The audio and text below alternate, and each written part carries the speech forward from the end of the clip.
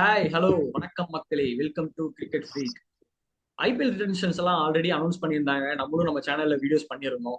So அடுத்தது என்ன? IPL action தான். நவம்பர் 24, 25 பிசிஏ அனௌன்ஸ் பண்ணியிருக்காங்க. சவுதி அரேபியாவில் நடக்க போகுதுங்க. ஸோ ஒவ்வொரு டீமும் எந்தெந்த மாதிரி பிளேயர்ஸை சூஸ் பண்ண போறாங்க, எந்த இதை டார்கெட் டார்கெட் பண்ணுவாங்க அப்படிங்கறதெல்லாம் இந்த வீடியோவில் டிஸ்கஸ் பண்றதுக்கு நம்ம சதீஷை இன்வைட் பண்ணிக்கலாம். பை எஸ் சதீஷ், இன்னைக்கு நம்ம டிஸ்கஸ் பண்ண போற டீம் வந்து மும்பை பல்டான்ஸ். ஸோ மும்பை இந்தியன்ஸ் பத்தி பேச போறோம். ஆல்ரெடி மும்பை இந்தியன்ஸ் ரிட்டன்ஷன்ஸ் எல்லாம் நல்லா கொடுத்துருந்தாங்க. ஸோ அதை பத்தி உங்களோட கருத்து? மும்பை பங்காளிகள் வருஷம் வருஷம் அவங்க ஏமாத்திட்டே இருக்காங்க. போன வருஷம் அந்த டீக் பண்ணி ஒரு கேப்டன், இந்த வருஷம் சூரியகுமார் யாதவ் கேப்டனா போடுவாங்க. இந்த வருஷம் அவங்க ஏமாத்திட்டாங்க. மறுபடியும் ஹர்திக் பாண்டியா தான் கேப்டன் சொல்லிட்டாங்க. இது ஒரு பெரிய மூவா இருக்கு. இதோட இம்பாக்ட் நம்ம சீசன்ஸ்ல பார்ப்போம். ஸோ நம்ம ஸ்ட்ரெயிட்டா நம்ம எதிர்பார்த்த மாதிரி ரிட்டர்ன்ஸ் தான் இருக்கு. நம்ம பேசுற மாதிரி பும்ரா 18 crore, அதுவும் ரிட்டர்ன்ஸ். அப்புறம் ஹர்திக் பாண்டியா, சூரியகுமார் யாதவுக்கு சேம் பிரைஸ் கொடுத்து 2 பேரும் ரிட்டர்ன் பண்ணிட்டாங்க. அப்புறம் ரோஹித் அவங்களோட ஒரு 5 lakhs கம்மி கொடுத்து இந்த 4 பிளேயர்ஸ் ரிட்டைன் பண்ணியிருந்தாங்க. திலக் வர்மா ஒரு 8 crore அவர் நல்ல பையனா டீம் அந்த கோர் மெயின்டைன் பண்றதுக்காக இது ஒரு நல்ல மூவா இருக்கு. திலக் வர்மா ஒரு நல்ல சரி டென்ஷன்ஸ்ல இப்ப அவங்ககிட்ட ஒரே ஒரு ஆர்டிபிசி இருக்கு. அதுவும் ஒரு அன்கேப்டன் பிளேயருக்கு தான் யூஸ் பண்ண முடியும். அதை எப்படி யூஸ் பண்ணுவாங்கன்னு. ஆமா, நான் உங்களுக்கு ஆப்ஷன்ஸ் தரேன். நீங்க யாரை வந்து ஆர் டீம் பண்ணுவீங்க? ஏன்னா உங்களுக்கு இருக்க பாத்தீங்கன்னா ஒரே ஒரு அன்கேப்டு தான் பண்ண முடியும், ஆர் டீம்ல போட முடியும். சோ அவங்க இதுல பாத்தீங்கன்னா அன்ஷுல் கம்போஜ் இருக்காரு, நேஹல் வதீரா, அப்புறம் ஆகாஷ் மத்வால். 3 பேர் இருக்காங்க. நல்ல ஒரு யங்ஸ்டர்ஸ், சூப்பரா பண்ணியிருந்தாங்க. நீங்க யாரு வந்து ஆர் டீம்ல எடுக்க பாப்பீங்க? எனக்கு நான் நேஹல் வதீராவை ஏன்னா அவர் தான் டாப் ஆர்டர் பேட்டிங் பார்த்துக்குவாங்க. ஸோ எனக்கு நேஹல் வதீரா ஒரு நல்ல பையா இருப்பாருன்னு அன்கேப்டு பிளேயர்ஸ்ல. ஓகே, நான் வந்து நேகல் வதீரா போலாம். பட் ஆனா அவங்ககிட்ட ஆல்ரெடி பேட்ஸ்மேன்ஸ் நிறைய பேர் இருக்காங்க. ஸோ சூர்யா, ரோஹித் எல்லாம் இருக்காங்க. அப்படிங்கும்போது திலக் வர்மா எடுத்திருக்காங்க, ஹர்திக் பாண்டியா இருக்க 4 பேட்ஸ்மேன் அவங்ககிட்ட ஆல்ரெடி இருக்காங்க ரிட்டென்ஷன்லேயே. ஸோ நான் வந்து ஒரு பவுலர் தான் போவேன். பவுலருங்கும் போது ஒன்னா ஆகாஷ் மத்வாலுக்கு போவேன், இல்லைன்னா அன்ஷுல் கம்போஜுக்கு போவேன். 2 பேருமே நல்ல ஒரு பவுலர்ஸ், சூப்பரா பண்ணியிருந்தாங்க. ஸோ ஒரு பவுலருக்கு போனாங்க அப்படின்னா பும்ரா, ஹர்திக் பாண்டியா, இந்த ஒரு ஆர் டீம் போடுற பிளேயர் வந்துட்டாங்கன்னா உங்களுக்கு ஒரு 10 ஓவர் இல்ல 12 ஓவர் ஷார்ட் அவுட் ஆயிடுச்சு. சோ அவன் நான் பவுலர்ஸ் தான் ஆர்டிஎம் கண்டிப்பா பண்ணுவேன். நல்லா. சரி, ஓகே. நெக்ஸ்ட் நம்ம ஓபனர்ஸ் பார்ப்போம். ரோஹித் சர்மா ஓபனிங் பண்ணிடுவாரு. ஓகே, அவருக்கு பார்ட்னரா யார் வருவாங்கன்னு நீங்க எதிர்பார்க்கறீங்க? எனக்கு தெரிஞ்சு உங்களுக்கு பாண்டாஜி நிறைய ஆப்ஷன். ஒரு விக்கெட் கீப்பரும் இப்போ ஒரு மிஸ்ஸிங் எக்ஸாம்பிள் தான். கொஞ்சம் குவிண்டன் டிகாக் நல்லா ஓப்பனரா இருக்கும். நீங்க எதிர்பார்க்கும் ஒரு லெஃப்ட் ஹேண்ட் ஓப்பனர், அந்த wicket keeping batsman Quinton de Kock ஒன்று. பட்லர், ஜாஸ் பட்லருமே ஒரு நல்ல ஓப்பனர் இருக்கு. பட் ஆனா பட்லர் எனக்கு என்னன்னா அவுட் ஆஃப் ரேஞ்ச், இவங்க கிட்ட பர்சனலி ரொம்ப கம்மியா இருக்கிறதுனால பட்லர் செட் ஆகும். இவங்க பர்ஸ் வேல்யூ வந்து ஒரு 45 crores தான் இருக்கு. இருக்கிறது கொஞ்சம் லோவஸ்டா இவங்க கிட்ட தான் இருக்கு. சோ பட்லருங்கும் போது ரொம்ப டவுட் தான். நீங்க சொன்ன டீகாக் போறதுக்கு நிறைய சான்சஸ் இருக்கு. டீகாக் வந்து மும்பைல இருக்கும்போது கப்பு அசால்ட்டா அடிச்சிட்டு இருந்தாங்க. டீகாக்கும் ரோஹித் ஓபன் பண்ணி மாஸ் பண்ணிட்டு இருந்தாங்க அந்த சீசன்ஸ்ல 18-19 அந்த டைம்ல. சோ டீகாக் போற நிறைய சான்சஸ் இருக்கு. அவர் வந்து கொஞ்சம் கம்மியா கிடைப்பாரு. பட்லர் அளவுக்கு போக மாட்டாரு. டீகாக் வந்து இப்போ ரிட்டையர்ட் ஆயிட்டாரு சவுத் ஆப்பிரிக்கா. சோ கம்மியா கிடைக்க நிறைய சான்சஸ் இருக்கு. சோ என்னோட ஆப்ஷனும் டீகாக் தான். லெஃப்ட் ஹேண்டர், ஒரு விக்கெட் கீப்பர், அப்படியே சூப்பரா தட்டி போட்ட மாதிரி இருக்கும். நல்ல ஒரு ஓப்பனிங் காம்பினேஷன் இருக்கும். ஒரு ரிட்டையர்மெண்ட் ஆன பிளேயர் கூட ஸோ உங்களுக்கு ஃபுல் சீசன் அவைலபிளா இருப்பாரு. ஸோ ஃப்ரெஷ்ஷா உங்களுக்காக விளையாடுவாரு. ஸோ டீகாக் உங்களுக்கு ஒரு நல்ல பெஸ்ட் ஆப்ஷனா இருக்கும். ஆமா. சோ அப்ப மிடில் ஆர்டர்ல பாத்தீங்கன்னா ஆல்ரெடி சூர்யா இருக்காரு, திலக் வர்மா இருக்காரு, ஹர்திக் பாண்டியா இருக்காங்க. சோ நீங்க யாரை இன்க்ளூட் பண்ணுவீங்க உள்ள வந்து? ஒன்னா ஓவர்சீஸ் பிளேயர் கொண்டு வருவீங்களா, இல்ல எப்படி எப்படி வந்து டீம் காம்பினேஷன் பண்ணலாம்னு இருக்கீங்க? ஏன்னா ஆல்ரெடி இந்தியன் போர் இருக்கு. சோ வெளிநாட்டுக்காரங்க எடுத்தா போதும்னு நினைக்கிறேன். இதுக்கு யாரெல்லாம் ஆப்ஷன்ஸ் இருக்காங்க? ஹர்திக் பாண்டியாவே 2 round 3 roundலாம் ஹர்திக் பாண்டியாவே ஆடிடுவாரு. மேபி இவங்க போன வாட்டி யூஸ் பண்ண டிம் டேவிட் அந்த மாதிரி ஒரு ஓவர்சீஸ் கிட்டர் உள்ள ஒர்க் பண்ணா நல்லா இருக்கும். மேபி இவங்க திருப்பி டிம் டேவிடுக்கே போறதுக்கு நிறைய வாய்ப்பு இருக்கு. ஆமா, கரெக்டா சொன்னீங்க. ஏன்னா அவர்களுக்கு வந்து அந்த மாதிரி ஒரு பேட்ஸ்மேன் எதிர்பார்ப்பாங்க. ஒரு பிக் ஹிட் வேணும்னு கண்டிப்பா போவாங்கன்னு எதிர்பார்க்கலாம். சோ வேற யாராவது இருக்காங்களா? வேற ஏதாவது உங்களோட லிஸ்ட்ல இருக்காங்களா other than that Tim David? Other than Tim David எனக்கு வந்து இவங்க எக்ஸ்பீரியன்ஸ் எப்படின்னா வந்து நிறைய நியூ பிளேயர்ஸ் நம்ம கொடுப்பாங்க. திலக் வர்மா ஆகட்டும், பகேரா ஆகட்டும், இந்த மாதிரி நிறைய அன்னோன் பிளேயர்ஸா புதுசா எடுத்து இந்த மாதிரி இந்த வாட்டி சர்ப்ரைஸ் பண்ணுவாங்க அப்படின்னு ஸ்போர்ட்ஸ் நல்லா இருக்கு. பெஸ்ட் இந்தியன் டொமஸ்டிக் பிளேயர்ஸையும் விளையாடுறது வரக்கு நிறைய வாய்ப்பு. ஓகே. சோ இப்போ பவுலர்ஸ் நம்ம பேசலாம். பவுலர்ஸ்னு பேசும்போது நம்ம கிரவுண்ட் பத்தி பேசிடுவோம். கிரவுண்ட் பாத்தீங்கன்னா ஒரு ஃபாஸ்ட் சீமிங் ட்ராக்னே சொல்லலாம். ஒரு பேட்டிங் பேரடைஸ்.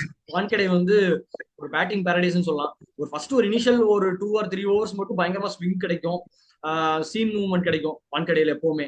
அதுக்கப்புறம் எல்லாம் சேசிங் கிரவுண்ட் தான். அது சேசிங் வந்தீங்கன்னா எந்த ஸ்கோர் அடிச்சாலும் சேஸ் பண்ணிடலாம் அப்படிங்கிற மாதிரி ஒரு கிரவுண்ட் தான். சோ அந்த ஒரு கிரவுண்டுக்கு நீங்க பவுலர்ஸ் எந்த மாதிரி ஒரு பவுலர்ஸ் நீங்க சூஸ் பண்ணுவீங்க? எனக்கு தெரிஞ்சு உங்களுக்கு வந்து நியூ பால் டென் பால் வந்து நல்ல ஆப்ஷன் இருக்கும். ஆல்ரெடி வந்து டென் பால் வந்து நல்லா இருக்கும். ஏன்னா இப்போ நம்ம வந்து டென் பால் வந்து ஃபர்ஸ்ட் இனிஷியல் ஒரு 3 ஓவர்ஸ் தான் யூஸ் பண்ணுவாங்க. ஹர்திக் பாண்டியா வந்து எனக்கு டென் பால் வந்து ஹர்திக் நிறைய வாய்ப்பு. அந்த டைம் வந்து பார்த்தீங்கன்னா பும்ராவோட ஓவர்ஸ் ஓவருக்கு வந்து பும்ரா போட்டுட்டு 10 ஓவர்ஸ் தான் பும்ரா பார்த்துட்டு வந்து மிடில் யூஸ் பண்றது பும்ராவோட ஓவர் பெருசா இருக்கும். இது வந்து எனக்கு தெரிஞ்சு ட்ரெண்ட் போல்ட் வந்து எங்களுக்கு ஒரு நல்ல பையா இருக்கும். ஆல்ரெடி ஆடி இருக்காரு. இன்ஃபேக்ட் 2020-21 ஜேம்ஸ் நியூ பால்ல பயங்கர ரொம்ப லேட்டல் ஓப்பனா இருந்திருக்காங்க. ட்ரெண்ட் போல்ட் வந்து இந்த வருஷத்துக்கு ஒரு நல்ல பை. ஏன்னா அவருக்கு அவ்வளவு வேலைக்கு போக மாட்டாரு. ட்ரெண்ட் போல்ட்டுக்கு இவங்க கண்டிப்பா போகலாம். கரெக்டா சொன்னீங்க. என்னோட ஆப்ஷன் ட்ரெண்ட் போல்ட் கண்டிப்பா இருப்பாரு. அது போக அவர் இன்கேஸ் அவர் கிடைக்கல அப்படின்னா எனக்கு தெரிஞ்சு ஃபசருல்லா ஃபருக்கி அந்த மாதிரி ஒரு பவுலர் போவாங்க. அவரும் ஒரு லெஃப்ட் ஹேண்டர் தான். ஆப்கானிஸ்தான் பவுலர் ஃபசருல்லா ஃபருக்கி. அவரும் அந்த அளவுக்கு பெரிய ரேட் போக மாட்டார். போல்ட் அளவுக்கு ரேட் போவாராங்கிறது டவுட் தான். பட் ஆனா ஒரு நல்ல ஒரு பையா இருப்பாரு. சூப்பரா பவுலிங் போடுறாரு. ஆனா மத்த டீம்ல இருந்த போது பெருசா அவருக்கு வாய்ப்பு கிடைக்கல. பிளேயிங்ல வந்து எல்லா மேட்சஸ் ஆடல. இருந்தாலும் ஒரு நல்ல ஒரு ஆப்ஷனா இருப்பாரு. வேர்ல்டு கப்லயும் நல்லாவே பண்ணியிருந்தாரு. சோ அவருக்கு போவாங்களோ அப்படிங்கிறது. ஏன்னா இவங்களுக்கு பர்ஸ் ரொம்ப கம்மியா இருக்கு அப்படிங்கும் போது போல்ட் இவருக்கு கிடைக்கிறது கொஞ்சம் டவுட் தான். கண்டிப்பா நிறைய டீம் போல்ட்டுக்கு போட்டி போடுவாங்க. சோ ரேட் அதிகமா போயிருச்சு அப்படிங்கிற பட்சத்துல மேபி ஃபசருல்லா ஃபருக்கிக்கு போவாங்க அப்படிங்கிற மாதிரி நான் எதிர்பார்க்கிறேன். ஏன்னா ஒரு அன்னோன் கமாடிட்டியா கொஞ்சம் ரேட் கம்மியா கிடைக்கிறது வந்து போவாங்க அப்படிங்கிற தாட்ஸ் இருக்கு. அப்புறம் இன்னொருத்தவங்க பாத்தீங்கன்னா நுவான் துஷாரா. போன வருஷம் ஆடி இருந்தாரு. அதாவது பேபி மலிங்கா. பதிரானா மாதிரியே போடுற இன்னொரு இன்னொரு ஸ்ரீலங்கன் பவுலர் பேபி மலிங்கா. அவரு நுவன் துஷாராவுக்கும் போறக்கு சான்சஸ் இருக்கு. ஏன்னா வெளியில விட மாட்டாங்க. அந்த மாதிரி பிளேயர்ஸ் விட மாட்டாங்க. சோ அவரையே மறுபடியும் அவங்க டீமே எடுத்து வச்சுக்கலாம் அப்படிங்கிற மாதிரி யோசிப்பாங்க அப்படிங்கிறது என்னோட தாட்ஸ் ஃபாஸ்ட் பவுலிங்ல. கண்டிப்பா நோவான் துஷாராவே கண்டிப்பா போவாங்க நான் எதிர்பார்க்கிறேன். ஏன்னா அவர் வந்து அந்த மாதிரி ஒரு பிளேயரை வந்து ஒரு நல்ல மேனேஜ்மெண்ட்னால மட்டும்தான் ஹேண்டில் பண்ணும்.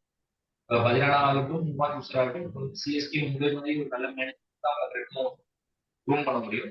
ஸோ அந்த மணிங்க நோவான் துஷாரா அதிகம் போகும். ஏன்னா நோவான் துஷாராவை எடுத்துட்டா அவரோட கரெக்டான யாக்கர்ஸ் பிளேஸ் பண்ணா டெத்ல பும்ராவும் நோவான் துஷாராவும் நல்ல ஒரு காம்பினேஷனா இருக்கும். அதே மாதிரி ஓப்பனிங் சொன்ன மாதிரி இவங்களுமே சிமிலர் கைண்ட் ஆஃப் ஒரு லெஃப்ட் ஆர்ம் பவுலர் ஓப்பனிங் கிடைச்சா இவங்களுக்கு ஸ்லாட் ஃபீல்ட். ஏன்னா ஓப்பனிங் ஹர்திக் பாண்டியாவும் ஒரு லெஃப்ட் ஆர்ம் சீமரும் யூஸ் பண்ணுவாங்க. எதிர நுவான் துஷாராவும் ஃபோர் ஆப்ஷன்ஸ் போலிங் ஆப்ஷன்ஸ் கிடைச்சிருச்சு. இன்னொரு போலிங் ஆப்ஷனா எனக்கு தெரிஞ்சு இந்த ஸ்பின்னர் ஐயோ நமக்கான நம்ம கிட்ட இருந்தெல்லாம் ஆடாம அங்க போய் இங்க தான் நல்லா பர்ஃபார்ம் பியூஷ் சாவ்லா. அதனால வந்து இதுக்காக போய் எடுத்து விளையாண்டாரு.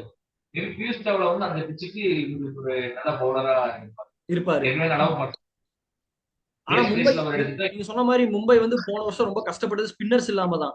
பியூஷ் சாவ்லா வச்சுதான் போனாங்க. ஆனா இருந்தாலுமே அவங்களுக்கு வந்து ஸ்பின்னர்ஸ் வந்து ரொம்பவே லேகிங்கா இருந்துச்சு அவங்க டீம்ல. சோ மேபி எனக்கு தெரிஞ்சு பியூஷ் சாவ்லா போலாம். அவருக்கு ஏஜ் ஃபேக்டர் இருந்தாலும் ஒரு இம்பாக்ட் பிளேயரா கொண்டு வந்து போலாம். அப்படி இல்லைன்னா எனக்கு தெரிஞ்சு குருணால் பாண்டியா போயிருவாங்கன்னு நினைக்கிறேன். ஏன்னா குருணால் பாண்டியா வெளியில வந்திருக்காரு மறுபடியும். ஏன்னா அந்த ஓஜி எம்ஐ டீம் அப்படின்னாலே இந்த Krunal Pandya, Hardik Pandya, Trent Boult, Quinton de Kock இதெல்லாம் தான் பாத்தீங்கன்னா ஓஜி எம்ஐ டீம்னே சொல்லலாம். எந்த டீமா இருந்தாலும் அடிச்சு நொறுக்கிட்டு போயிட்டே இருப்போம் அப்படிங்கிற மாதிரி இருந்த டீம். சோ அந்த பிளேயர்ஸ் எல்லாம் டிகாக் நம்ம ஆல்ரெடி பேசிட்டோம், ட்ரெண்ட் போல்ட் பேசிட்டோம். சோ குருணால் பாண்டியா இருக்காரு மிடில் ஆர்டர்ல. அவரும் கொண்டு வந்துட்டாங்க அப்படின்னா அவங்களுக்கு வந்து ஒரு ஆல்ரவுண்டர் ஆச்சு. அந்த ஓஜி டீம் பேக் அப்படிங்கிற மாதிரி எனக்கு தோணுது. அவங்க குருணால் பாண்டியா கண்டிப்பா கொண்டு வருவாங்க. ஏன்னா அவரு வந்து பெருசா ஒரு ஃபார்ம்ல இல்ல. அவரும் ரொம்ப கம்மியாவே கிடைச்சிருவாரு. ஒரு 4 to 5 crores அது கீழே கூட கிடைக்கலாம். குருணால் பாண்டியா அந்த அளவுக்கு போவாரான்னு தெரியல. சோ மேபி அவர் பிரிங் பேக் பண்ண பாப்பாங்க. அவர் வந்து ஒரு ஸ்பின் டிபார்ட்மெண்ட் அவங்களுக்கு ஷார்ட் அவுட் ஆயிரும். அதுவும் வந்துடும். அவங்களுக்கு போற வாய்ப்பு இருக்கு. இல்ல ராகுல் சகர். பியூஷ் சாவ்லா இல்ல அப்படின்னா ராகுல் சகர் குறைச்ச வாய்ப்பு இருக்கு. அவரும் பாத்தீங்கன்னா எம்ஐ கார்டுவர் தான் ராகுல் சகரும். சோ அந்த மாதிரி ஒரு பழைய டீமை பிரிங் பேக் பண்ண பாப்பாங்க அப்படிங்கறத என்னோட தாட்ஸ். எனக்கு வந்து என்னன்னா நான் பியூஸ்ல சொன்னது காரணம் தான் இந்த வருஷம் ரொம்ப அன்கேபிள் பிளேயரா வந்து லிஸ்ட் ஆவார். அன்கேபிள் பிளேயர்ஸ் வந்து ஒரு 50 lakhsக்கே கிடைப்பார். 50 lakhsக்கே அவர் வந்து ஒரு நல்ல பையா இருக்கு. ரெண்டாவது வந்து என்னன்னா இவங்க லெக்ஸ்பினர் நான் சொன்ன மும்பையோட ஸ்கவுட் டீம் வந்து நல்ல ஸ்கவுட் டீம். இது எக்ஸ்பீரியன்ஸ் வந்து இப்போ டொமஸ்டிக் வந்து நிறைய பண்ணலாம். சப்போஸ் டொமஸ்டிக்ல இருந்து முக்கியமான ஏதாவது ஒரு லெக்ஸ்பினரையோ ஒரு அன்னோன் கமாடிட்டி யாரையாவது உள்ள கொண்டு வரக்கும் எனக்கு தெரிஞ்சு நிறைய வாய்ப்பு இருக்கு. குணால் பாண்டியா எனக்கு தெரிஞ்சு தேவையில்லைங்க. ஏன்னா இப்போ ஆல்ரவுண்டர்ஸோட தேவைகள் வந்து ரொம்ப கம்மியாயிருச்சு நமக்கு. இந்த இம்பாக்ட் இம்பாக்ட் ஆல்ரவுண்டர்ஸோட தேவைகள் கம்மியாயிருச்சு. மேபி ஹர்திக் பாண்டியா இருக்கிற எனக்கு வேணும்னு சொல்லி குணல் பாண்டியாக்கு ஹர்திக் பாண்டியா போனா மேபி எடுக்க வாய்ப்பு இருக்கு. மற்றபடி எனக்கு வந்து குணல் பாண்டியா வந்து நான் பியூர் ஸ்பின்னரா பார்க்கலாம். அது நீங்க பியூஷ் சாவ்லா இவங்களே கூட நீங்க ஆட வச்சுக்கலாம். குணல் பாண்டியா பெருசா பேட்டிங்கும் பவுலிங்கும் அந்த அளவுக்கு பர்ஃபார்மன்ஸ் இல்ல. ஸோ அவருக்கு அந்த அளவுக்கு போவாங்களாங்கிறது கொஞ்சம் டவுட் தான். டவுட்டா தான் இருக்கு. கரெக்ட். அதர் தன் தட் இப்ப நம்ம பார்த்ததுல பாத்தீங்கன்னா அப்புறம் ஓவர்சீஸ் பிளேயர்ஸ் யாரை எடுக்க பார்ப்பீங்க? வேற ஏதாவது வேற எந்த டிபார்ட்மெண்ட் இருந்தாலும் ஓகே. நம்ம ஓவர்சீஸ் பேட்ஸ்மேன் டீகாக் பத்தி பேசணும், கோல்ட் பத்தி பேசணும். அதர் தன் தட் பேட்ஸ்மேன் யாராவது இருப்பாங்களா எடுக்கிற சான்சஸ் இருக்கா? அதான் பேட்ஸ்மேன் இருக்காங்க. ஆனா இந்த பர்ஸ் வச்சு நம்ம எதுவுமே பேச முடியாது. ஏன்னா நம்ம ஒரு பிளேயர் எடுக்கிறோம். அந்த பிளேயரோட வேல்யூ வந்து ஸ்லாட்ல எப்போ வராங்க அப்போ வந்து எவ்வளவு வேல்யூ போறாங்கிறது தான் வந்து value. அப்போ வந்து இவங்க ஃபர்ஸ்ட் வேல்யூ வச்சுட்டு நம்ம அந்த பிளேயரை ப்ரிடிக்ட் பண்ண முடியாது. ஏன்னா இந்த ரிட்டன்ஷன் நியூ பாலிசிஸ் எல்லாமே புதுசு. இவ்வளோ ஹை பட்ஜெட் கொடுத்துட்டு போய் எடுக்கிறது நம்ம புதுசு. அதே மாதிரி பிளேயர்ஸ் வந்து நம்ம 20 கோடி 23 கோடிக்கெல்லாம் போறதை இப்பெல்லாம் பார்க்கறோம். மேபி இந்த ஆக்ஷன் வந்து கொஞ்சம் சேலஞ்சிங்கா தான் இருக்கும் எல்லா டீம்ஸ்க்குமே. ஒரு பிளேயருக்கு எவ்வளவு விலைக்கு போகக்கூடாது அன்பிரிடிக்டபிளா தான் அவங்களுக்கு இருக்கும். அவங்க எதிர்பார்த்தபடியே எதிர்பார்த்த விலைக்கு கிடைக்கிறதுமே ஒரு பெரிய சேலஞ்சிங்கா இருக்கும். இந்த ஆக்ஷன்ஸ் வந்து கொஞ்சம் ஃபர்ஸ்ட் டைம் வந்து கொஞ்சம் டிஃபிகல்ட்டா தான் இருக்கும். கண்டிப்பா நீங்க சொன்ன மாதிரி தான். ஏன்னா ஒவ்வொரு பிளேயர்ஸ் எந்த எந்த இடத்துல வராங்கன்னு பொறுத்து தான் எல்லாமே அமையும். சரி, லெட்ஸ் பார்க்கலாம் எப்படி எந்த அளவுக்கு போகுது அப்படிங்கறத பார்க்கலாம். மும்பை இந்தியன்ஸ்க்கு ஆல்ரெடி டீம் ஒரு செட்டே இருக்கு. அது கூட இந்த மாதிரி ஒரு பழைய பிளேயர்ஸ் எல்லாம் கொண்டு வந்துட்டாங்க அப்படின்னா ஓஜி எம்ஐ வந்துரும் அப்படிங்கிற மாதிரி எதிர்பார்க்கலாம். கடப்பார பேட்டிங் லைனப் அப்படிங்கிற மாதிரி கொண்டு வந்துட்டாங்க. ஸோ எம்ஐயோட திரும்பி கப் வேட்டை தொடருமா அப்படிங்கறதெல்லாம் பொறுத்திருந்து பார்க்கலாம். அது அக்ஷன்ஸ் முடிஞ்சதுக்கு அப்புறம் டிஸ்கஸ் பண்ணுவோம். தேங்க்ஸ் ஃபார் வாட்சிங் the video. Please like, comment, share, and subscribe. Bye. This video is sponsored by GenReviews.online.